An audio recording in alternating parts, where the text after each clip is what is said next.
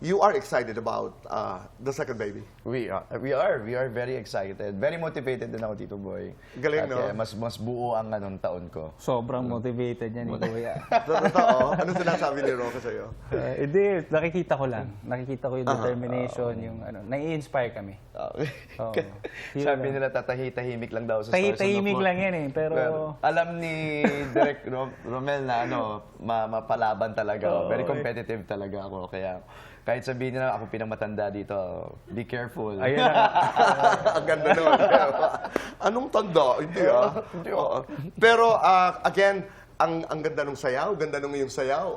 Thank you po. Congratulations. Sabi ko nga, nihatid ka ng dad at ng tito. Tito, yeah. Galing. Opo. But if you were to give, halimbawa, an advice, a piece of advice to Paul, na may kinalaman sa pag-ibig, di ba? I mean, what would you tell him?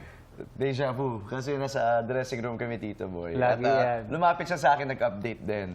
So, nagbigay naman ako. Gusto mo ba i-repeat ko? Sige nga, share mo naman sa amin. Then sabi ko,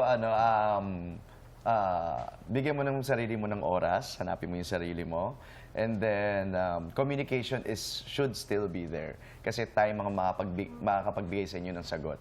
And then, don't rush things. Ayan. Minsan kasi magugulat ka kapag nag-focus ka sa sarili mo kay God, doon pa niya ibibigay yung sagot na kailangan mo. Tama. Without you knowing it. Yeah, not on your time. Yes, kaya timing din na meron siya Stars on the Floor para yung buong focus ay nandito talaga. That's exciting. Opo. At inuulit ko po, hindi sa oras natin, in God's good In time. God's time. Di ba? Amen. Tama.